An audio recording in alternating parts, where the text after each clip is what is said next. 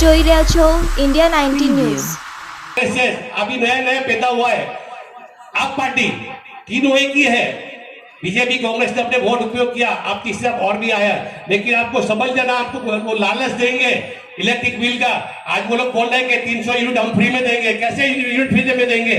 300 unit उसका चलता है, 2 लाइट होगी, 2 पंखा होता है, उसके ऊपर आप जाओगे तो 300 यूनिट के बाद जाओगे आप। तो बिल तो आप किसी के भी घर में 2 लाइट 2 पंखा तो है नहीं, फ्रिज भी है, एसी भी है, तो वो जो रेगुलर बिल आने वाला तो आने वाला है ही। ये आपको लॉलीपॉप दिए, आपको समझना है, उनकी बात में आना नहीं है। ये छोटा आरएसएस से बचना है आपको। अरे सब एक होना है, ये सबको समझ के मजलिस जो आई है, मजलिस को समझ कर मजलिस को वोट देना है। ज्यादा से ज्यादा मजलिस की सीटें बढ़ाकर इंशाअल्लाह अपनी क़यादत बढ़ाकर विधानसभा के अंदर जाना। हम विपक्ष में बैठेंगे। ये लोग ने जो प्रॉमिस किया, जब जब चुनाव आता आपको लॉलीपॉप दी जाती है। अब तुम लॉलीपॉप तो हम विपक्ष में जाएंगे, वो आपके लॉलीपॉप की हम डिमांड करेंगे। आपने जब इलेक्शन आया था आपने ये डिमांड की थी, ये चीज थी, हम वहां पर जाकर उसकी डिमांड करके उसको अपना अमल में लाएंगे इंशाअल्लाह। और एक विपक्ष पे मजबूत भूमिका निभाएंगे इंशाअल्लाह। आने वाला चुनाव के अंदर जो भी उम्मीदवार हो, दलित मुस्लिम एक हो जाओ और एक होकर ये अपना मजलिस का जो उम्मीदवार उसको जिताना है। आपका यहाँ का उम्मीदवार कौन है आपको पता है? कितने सालों से जीत के आता है? कभी आप यहाँ उसका मुंह देखा आपने? कभी यहाँ पर आता है वो?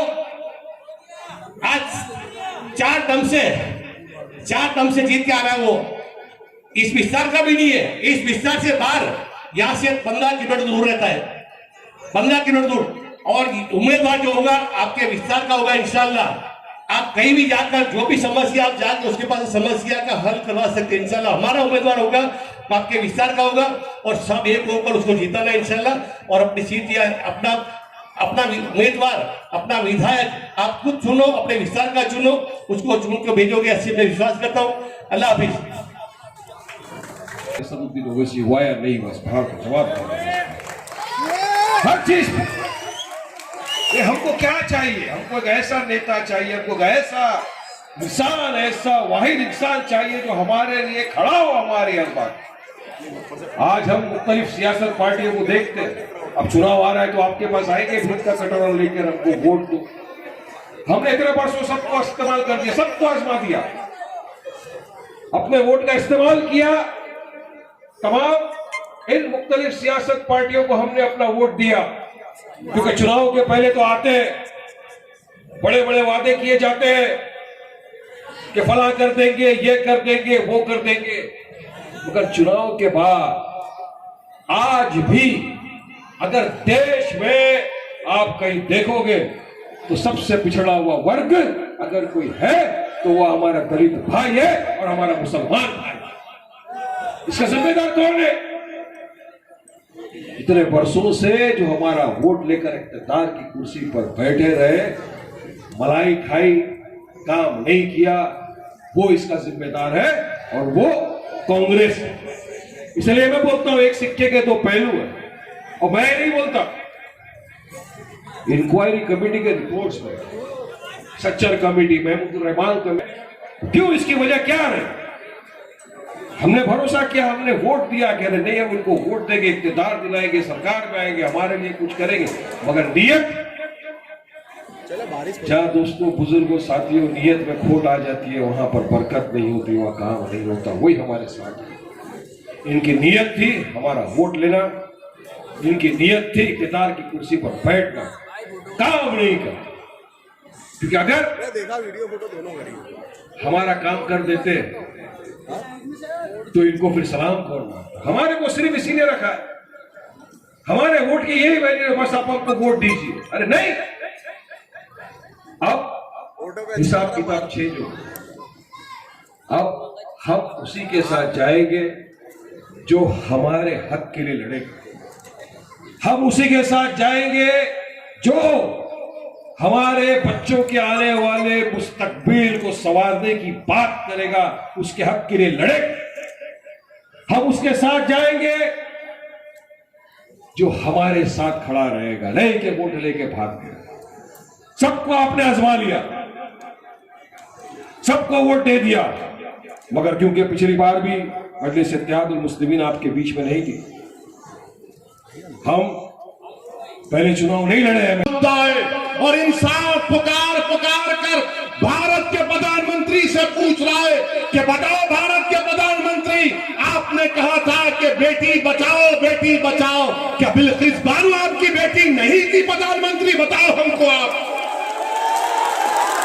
क्या बिल्किस बानो आपकी बेटी नहीं थी? भाजपा वालों, क्या बिल्किस बानो से जो बर्ताव किया गया, बताओ क्या जुल्म हुआ बिल्किस बानो पर? आज बिल्किस बानो अपने गांव को जाने से डरती है, बिल्किस बानो अपने गांव को जाने से डरती है। और क्या कांग्रेस ने बिल्किस बानो का नाम लिया? तुमने सुना कांग्रेस के नेताओं की जबान से बिल्किस बानो का नाम? किसी और को झाड़ू वाले ने नाम लिया, बिल्किस बानो का नहीं लेंगे। क्यों नहीं लेंगे? क्योंकि इनको मालूम ये लोग कुछ भी हो जाओ गुलाम है, हमको वोट डालेंगे। मैं तुमसे अपील कर रहा हूं कि तुम सिवाय अल्लाह के किसी के गुलाम नहीं हो, तुम किसी के गुलाम नहीं हो। मेरे अजीज दोस्तों और बुजुर्गों, ये बिल्किस बानो से ऐसा किया गया। और बताइए, भाजपा की नरेंद्र मोदी की सरकार दिल्ली में उसकी इजाजत दे दी कि हाँ इनको छोड़ दो। और क्यों छोड़ा गया इन जालिमों को? इन जालिमों को क्यों छोड़ा गया? क्योंकि छोड़ने वाले ने कहा कि ब्राह्मण थे, संस्कारी थे। किसी एक महिला की बलात्कार करना संस्कारी काम है? एक महिला की 3 साल की बच्ची को उसके सामने कत्ल करना संस्कारी काम है? मेरे अजीज दोस्तों और बुजुर्गों, यही नाइंसाफियों के खिलाफ हम आपसे अपील कर रहे हैं कि आप मजलिस का साथ दीजिए। डरने और घबराने की जरूरत नहीं है आपको। इंशाअल्लाह ताला हम और आप मिलकर ये तमाम नाइंसाफियों के खिलाफ आवाज उठाते आए हैं और लड़ाई लड़ते रहेंगे। मैं आपको याद दिलाना चाह रहा हूं कि तुम जानते नौजवानों, अस्मा बिन्त अबू बकर कौन थी? अस्मा बिन्त अबू बकर कौन थी? अस्मा बिन्त अबू बकर हजरत सिद्दीक अकबर की साहबजादी थी। जब गारे सूर में रसूलुल्लाह सल्लल्लाहु अलैहि वसल्लम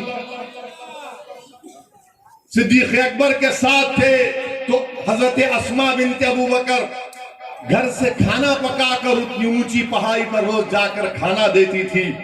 तो रसूलुल्लाह सल्लल्लाहु अलैहि वसल्लम ने उनको कहा, उनको लक़ब दिया कि ये ज़ातो ना तो खान है। वो अस्मा बिन्त अबू बकर, जब अबू जहल को मालूम हुआ कि मोहम्मद सल्लल्लाहु अलैहि वसल्लम बिल्किस बानो का वाकया, बिल्किस बानो 5 महीने की प्रेग्नेंट थी, बिल्किस बानो के साथ 3 साल की बेटी थी, बिल्किस बानो के साथ उसकी मां थी। और दंगाइयों ने बिल्किस बानो को रोककर उसकी इज्जत लूटी, उसका बलात्कार किया। बल्कि जी नहीं भरा तो बिल्किस बानो की मां का भी बलात्कार किया। जब जी नहीं भरा तो बिल्किस बानो के साथ जो महिला थी उनका भी बलात्कार किया। और इन जालिमों का दिल नहीं भरा तो उन्हें बिल्किस बानो के सामने उसकी 3 साल की बेटी के सर को एक पत्थर पर मारकर उसका कत्ल कर दिया। इस पर भी दिल नहीं भरा इन जानवरों का, तो उन्हें बिल्किस बानो की मां और दूसरे महिलाओं का कत्ल कर दिया। बिल्किस बानो रात के अंधेरे में छुप छुप कर आदिवासी भाइयों बहनों के पास गई, उन्होंने उसको कपड़ा किया। बिल्किस बानो ने उस वक्त की गुजरात की पुलिस के पास जाकर उसके शौहर को मैं सलाम करता हूं, बिल्किस बानो ने कंप्लेन की तो पुलिस ने कंप्लेन नहीं लिया। बिल्किस बानो ने कंप्लेन दी तो दवाखाने में जब किसी का बलात्कार होता है तो उसका सही तरीके से इलाज नहीं हुआ। बिल्किस बानो डटी रही, अपनी इज्जत की लड़ाई बिल्किस बानो नहीं लड़ रही थी, बिल्किस बानो इंसाफ की लड़ाई लड़ रही थी। महाराष्ट्र में मुकदमा चला, ट्रायल कोर्ट ने सजा दी, हाई कोर्ट ने सजा को बरकरार रखा। तो नरेंद्र मोदी की भाजपा ने, गुजरात की भाजपा की सरकार ने अपनी रेमेशन पॉलिसी के तहत इन जालिमों को, जिन्होंने बिल्किस बानो के साथ इस तरह का बर्ताव किया और जिन्होंने बिल्किस बानो की इज्जत लूटी, कौन थे वो लोग? तुम जानते नौजवानों, वो बिल्किस बानो के पड़ोसी थे, जिसको बिल्किस बानो चाचा कहकर पुकारती थी। जिस दिन बिल्किस बानो का रेप हुआ, बलात्कार हुआ, बिल्किस बानो उसकी दुकान से खरीदी हुई चूड़ियां पहनी हुई थी, और जिसने बिल्किस बानो को अपनी बेटी समझकर चूड़ियां बेची थी, उसी जालिम कुत्ते ने बिल्किस बानो की इज्जत लूटी, और इन कुत्तों को भाजपा की सरकार ने रिहा करवा दिया। बताओ भाजपा की सरकार, आप ऐसे कुत्तों को छोड़ते हैं जो महिलाओं का बलात्कार करते हैं। कहां गई आपकी इंसानियत? कहां गई आपकी इंसानियत? बिल्किस बानो मुसलमान का इशू नहीं है, बिल्किस बानो महिलाओं का इशू नहीं है, बिल्किस बानो इंसाफ का मुद्दा है। और इंसाफ पुकार पुकार कर भारत के प्रधानमंत्री से पूछ रहा है कि बताओ भारत के प्रधानमंत्री, आपने कब पैदा हुए थे तो मोहम्मद सल्लल्लाहु अलैहि वसल्लम ने अपनी ज़बान मुबारक से खजूर को चबाकर पहली ग़िज़ा अगर अब्दुल्लाह इब्न ज़ुबैर के जिस्म में डाली तो रसूलुल्लाह सल्लल्लाहु अलैहि वसल्लम ने अपना लाहब दहन से चबा हुआ खजूर डाला, तो लोगों ने कहा कि जिसके जिस्म में मोहम्मद सल्लल्लाहु अलैहि वसल्लम का लाहब दहन चला गया, उसके जिस्म से कभी बदबू नहीं आ सकती। तो मुसलमानों, हौसलों को बुलंद रखो, ये दुनिया खत्म होने वाली है, मगर याद रखो, दुनिया याद रखेगी अब्दुल्लाह इब्न ज़ुबैर को, दुनिया याद रखेगी सुबह क़यामत तक इमाम हुसैन को, दुनिया याद रखेगी हजरत ज़ैनब को, वक्त के यजीदों को, वक्त के अबू जहलों को दुनिया सफ़े हस्ती से मिटा देगी। तुम पुरुम्मीद हो कि इंशाअल्लाह ताला हक कामयाब होगा। मेरी आपसे गुजारिश है कि मंजलिस के लिए काम करिए, हमारी कोशिश में हमारा साथ दीजिए। इंशाअल्लाह फिर आऊंगा गोमतीपुर को, और आपके गली कूचों में आऊंगा, आपके घर में आऊंगा, क्योंकि याद रखो गोमतीपुर की जनता, वो घर मेरा भी है, उस घर पर मेरा भी हक है, वो मेरे भाई का घर है, वो मेरी माँ का घर है, वो मेरे बेटे का घर है, और मेरा हक बनता कि मैं तुम्हारे घर में आऊंगा और बैठूंगा। अस्सलाम वालेकुम व रहमतुल्लाहि व बरकातहू।